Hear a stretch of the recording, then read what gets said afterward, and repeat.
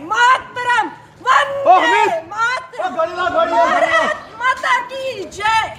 आप भी भारत के हैं, आप भारत के हैं, भारत के हैं, भारत माता की जय। अदनान स्वामी जो है उनको मतलब पद्मश्री से नवाजा जा रहा है, उनको अवार्ड दिए जाते हैं। मैं पूछना चाहती हूँ कि उन्होंने देश के लिए ऐसा क्या किया है। जय भारत सर, गाड़ी माता जल्दी की जय। जल्दी 1 सेकंड में भारत सर, माता ये लेडीज की का है तो उसी यहाँ पे भारत माता की ओ जय। गाड़ी भारत माता की जय, भारत माता की जय, भारत माता की जय। अभी मैं प्रेस का हूँ। वंदे मातरम, वंदे मातरम, वंदे मातरम, वंदे मातरम, भारत माता की जय। आप भी भारत के हैं, आप भारत के हैं, भारत के हैं, भारत माता की जय बोलना हमारा फर्ज है। भारत माता की जय, भारत माता की जय, भारत माता की जय। जो है वो मेरे अंदर है। मेरे को ना तो उस वक्त किसी ने कंपेल किया था कि जाओ तुम श्रीनगर में तिरंगा लहराओ, और ना ही मैंने किसी को ये कहा कि अब मैंने ये काम किया है, अब मुझे एप्रिसिएशन चाहिए। लेकिन हमारी सरकार, जो कि मैंने देखा कि अदनान स्वामी जो है उनको मतलब पद्मश्री से नवाजा जा रहा है, उनको अवार्ड दिए जाते हैं। मैं पूछना चाहती हूँ कि उन्होंने देश के लिए ऐसा क्या किया है जो उनको इन आप पुरस्कारों से नवाज रहे हैं। मैं तो कहती हूँ कि जो ग्राउंड जीरो पे जाकर काम करते हैं, जो ज़मीनी सतह पर काम करते हैं, जो अपनी जान को जोखिम में डालते हैं देश के लिए, तिरंगा मेरी आन बान शान है। 2017 हो, जब एक जगह पर झंडा भी फहराया नहीं जाता था, वहाँ पर यह महिला पहुँची थी और झंडा फहराया था। उसके बाद रिटेन भी रही, बात अलग है। उसके बाद पीडीपी ने भी एक बात बोली थी कि भैया यहाँ पर झंडा उठाने वाला कोई नहीं होगा। उसके बाद ये महिला वापस पहुंची और पीडीपी ऑफिस गांधीनगर में भी इन्होंने झंडा फहराया। पर आज तक किसी गवर्नमेंट ने ना तो इनको नवाजा, ना ये सोचने की कोशिश की। आज उन्हीं से ही बातचीत करते हैं, उनका क्या कहना है। क्या जो देश के लिए झंडा या अपनी जान देने को तैयार होते हैं, क्या उनके लिए कोई भी बात नहीं कर सकता? अब ये जानने की कोशिश करते हैं। आपका पहले तो बहुत बहुत स्वागत है सुनीता जी। Thank you. आपने जो कार्य कर दिखाया वो शायद कोई जज्बा बहुत कम लोग रखते हैं। ऐसी जगह पर जाना जहाँ पर कभी तिरंगा का झूलना भी बहुत मुश्किल था, आप वहाँ पर गई और झंडा फहराया। आज दोबारा से आप सामने आई थी, दोबारा से पीडीपी ऑफिस में, तब झंडा फहराया। क्या किसी को ये चीज़ अच्छी नहीं लगी या किसी ने आपको अप्रिशिएट नहीं किया? देखिए, सबसे पहले तो मैं भारत की जनता को और अपने जम्मू कश्मीर की जनता को प्रणाम करती हूँ। और आपने जो सवाल किया है कि क्या वो बात किसी को अच्छी नहीं लगी थी, मेरी देशभक्ति जो है ना, वो किसी अप्रिशिएशन की मोहताज नहीं है। मैं जो जज्बा रखती हूँ अपने देश के प्रति, मैं तो ये कहूँगी कि अगर मेरे शरीर का एक खून का कतरा मेरे देश के लिए लग जाएगा ना, तो वो मेरा सौभाग्य होगा। लेकिन दुर्भाग्य ये है कि हमारे सो कॉल्ड हिंदू नेता जो ये कहते हैं कि हमें हिंदुत्व की बहुत चिंता है, हमें जम्मू कश्मीर जो कश्मीर हमारे देश का एक अभिन्न अंग है, उसका हमें मतलब कि खेद है कि वहाँ पे आज इस तरह की स्थिति बनी हुई है पिछले 30 दशकों से। अगर वहाँ पे मैं जाकर तिरंगा लहराती हूँ और वहाँ पे भारत माता जय और वंदे मातरम चैंट करती हूँ, तो वो मेरी अंदर की भावना थी। आपने बात की कि इस वक्त हमारे ही हिंदुस्तान में कर्नाटका स्टेट की बात आप कर रही हैं कि वहाँ पे एक जो महिला आती है वो नकाब लगाकर वहाँ पे अपने इस्लामिक चैंट करती है। मैं तो यहाँ पे बुद्धिजीवियों से ये कहना चाहूँगी कि मैं तो एक इस्लाम का नारा मैंने वहाँ पे चैंट नहीं किया था। मैंने तो पूरे भारतवर्ष का, जो भारतवर्ष, भारत माता की जय घोष का वहाँ पे गुणगान किया था। लेकिन अगर किसी ने उसको नज़रअंदाज किया तो उसमें उनकी नज़रों का कसूर है। मैं किसी को ये नहीं कहूँगी कि आपने मुझे सम्मानित क्यों नहीं किया, आपने मुझे किसी चीज़ से क्यों नहीं नवाजा। मैं वो नहीं कहूँगी। क्यों? क्योंकि देशभक्ति जो है वो मेरे अंदर है, देशभक्ति का जज्बा जो है वो मेरे अंदर है।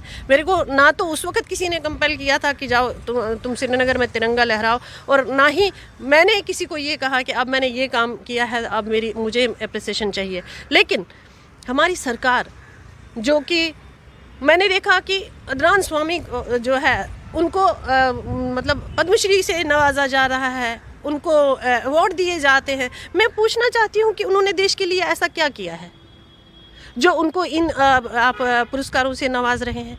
मैं तो कहती हूँ कि जो ग्राउंड जीरो पे जाकर काम करते हैं, जो ज़मीनी सतह पर काम करते हैं, जो अपनी जान को जोखिम में डालते हैं देश के लिए, तिरंगा मेरी आन बान शान है। अगर मैं उसको लेकर 30 साल के बाद कश्मीर के लाल चौक, ऐतिहासिक लाल चौक पर तिरंगा लहराने के लिए गई, तो वो तो एक बहुत बड़ी बात है। तो पुरस्कार तो उन लोगों के लिए चाहिए होते हैं। अगर आज एक लेडी है, उसने अगर वहाँ पे अपने इस्लामिक जो नारे हैं वो लगाए, अगर उन्होंने उसको किसी चीज़ से नवाजा या उन्होंने उसको अप्रिशिएट किया, तो मैं कहती हूँ कि वो उनका अपना एक मतलब अपनी अलग भावना है। बस मुझे खेद सिर्फ आज इस बात का हो रहा है कि मुझे कोई मैं ये नहीं चाहती थी कि मुझे कोई पैसे मेरे लिए दे, मगर मैं ये चाहती थी कि एक बार भारत सरकार मेरे नाम से बस इतना बोल दे कि यार वो लेडी थी, वो शेरनी थी जिसने ऐतिहासिक लाल चौक पर बुरहान वानी की बरसी के दौर में मतलब कि 2017 को तिरंगा लहराया था। उस वक़्त जबकि महबूबा मुफ्ती ये कह रही थी कि इस मतलब जम्मू कश्मीर में तिरंगा उठाने वाला कोई नहीं रहेगा, और मैंने उसके गढ़ में जाकर तिरंगा लहराया था और भारत माता जय और वंदे मातरम के जो है वहाँ पे जय घोष गुनगुनाए थे। सर, लाल चौक के बाहर जब आपने तिरंगा लहराया, कितनी देर तक डिटेन रही थी? देखिए, मैं आपको ये कहूँगी कि जब मैं लाल चौक में गई, लाल चौक से मुझे डिटेन कर लिया गया। हालांकि जिस तरह से मैं पीडीपी के ऑफिस के बाहर से सरकारी गाड़ी में नहीं बैठी, उसी तरह से मैंने उनको सरकारी गाड़ी में बैठने से मना किया था। लेकिन कुछ पुलिस अधिकारियों ने मुझे बहुत रिक्वेस्ट किया और वो मुझे वहाँ से मायसूमा थाना लेके गए। मायसूमा से वो मुझे कोठीबाग थाना लेके गए। मेरे साथ कोई क्रॉस क्वेश्चन नहीं हुआ। उन्होंने बहुत अच्छी तरह से मेरे को वहाँ पे थोड़ी देर के लिए रखा कोठीबाग थाने, और उसके बाद मैं मतलब कि आधे पौने घंटे के बाद मैं वापस, क्योंकि मेरी फ़्लाइट थी वापस की, तो मैं चली आई थी। उन्होंने जो बोला वो उन्होंने बताया कि भैया देखो, हम चाहे जिस मर्जी सिचुएशन में हो, लड़कियां जब चाहें जो करती हैं कर सकती हैं। आपने भी वही चीज़ करके दिखाई। डिफरेंस कहाँ था? देखिए, मैं आपको ये बताऊंगी कि डिफरेंस यहाँ है। कोई भी शिक्षा संस्थान है, वहाँ पे ये नकाब, ये हिजाब, इस चीज़ की कोई गुंजाइश नहीं है। शिक्षा संस्थान है जहाँ सरस्वती माता की पूजा होती है, वहाँ हिंदू, मुस्लिम, सिख, ईसाई हर एक वर्ग का बच्चा शिक्षा ग्रहण करता है।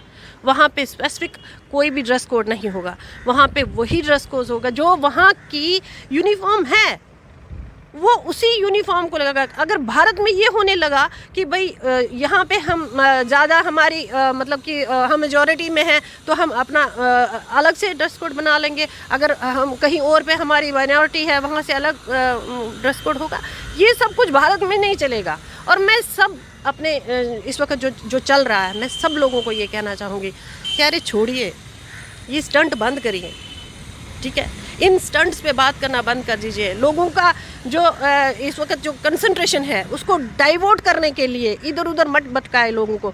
बस अगर कहीं पे कंसंट्रेशन करना है तो हमारे हिंदुस्तान के यूथ को आगे बढ़ाइए, हमारे जम्मू कश्मीर के यूथ को आगे बढ़ाइए, जो कि हमारे देश के पिलर है, उनके ऊपर बात कर लीजिए।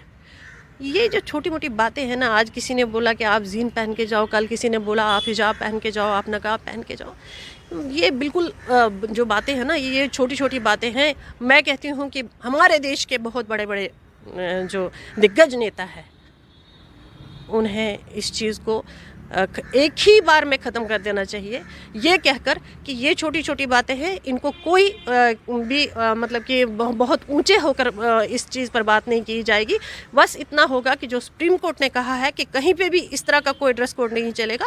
सुप्रीम कोर्ट ने कहा है कि जो कॉलेज और स्कूल की यूनिफॉर्म है उसको लगाकर आप अपनी शिक्षा ग्रहण कर सकते हैं। मैं भी बस इन्हीं शब्दों के साथ पूरे भारतवर्ष में ये कहना चाहूँगी कि महिला को अधिकार है वो अपनी बात करे, लेकिन अगर हम अलग अलग समाज, अलग अलग नेशन, अलग अलग अपने इस्लामिक नारों को चैंट करेंगे और ये कहेंगे कि नहीं हमने बहुत बड़ा काम किया है, ऐसा कुछ नहीं है। ये सिर्फ प्रोपेगेंडे हैं, इन प्रोपेगेंडों को बंद कर देना चाहिए। हाँ, हिंदुस्तान के लिए मैं ये कहूँगी, मैं बार बार कहती हूँ कि हिंदुस्तान का एक तिरंगा है, वो मेरी आन बान शान है।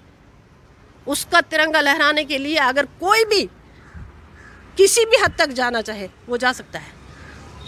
बहुत बहुत शुक्रिया हमारे साथ जुड़ने के लिए। तो यहाँ पर बात ये नहीं है कि इनको हमने इसलिए सामने लाया कि भैया इनको भी अप्रिशिएट कीजिए, इनको भी नवाजिए, मसला वो नहीं है। मसला ये है कि अगर इंडियन गवर्नमेंट ये कहे कि हाँ हमारे जम्मू कश्मीर की भी शेरनी है जो इस तरह का कार्य भी करके दिखा सकती हैं, तो वो एक बहुत बड़ी बात ही हो जाएगी जम्मू कश्मीर के लिए। सबको अपना अपना अधिकार है, वो उनका अपने अधिकार का पालन कर सकती हैं। सबसे बड़ी बात यही है कि फंडामेंटल राइट्स भी आम जनता के यही कहते हैं कि आप जो कहना चाहें कह सकते हैं, बट एक लिमिट्स में। और अगर उस बच्ची ने अगर कुछ कहा, वो उनके फंडामेंटल्स अधिकार हैं, उन्होंने एक्सप्रेशन का उनके पास अधिकार है, उन्होंने एक्सप्रेस किया। बट जम्मू की भी तो बच्ची थी जिन्होंने एक्सप्रेस किया। आपने क्या उनके बारे में कभी सोचा, समझा, जानने की कोशिश की? यही एक सवाल था जो आज हम आपके सामने रख रहे थे। आपको इस बारे में क्या कहना है, अपनी राय कमेंट बॉक्स में ज़रूर रखिएगा। बने रहिए जम्मू परिवर्तन के साथ। मुझे और वही जी को दीजिए इजाज़त। नमस्कार।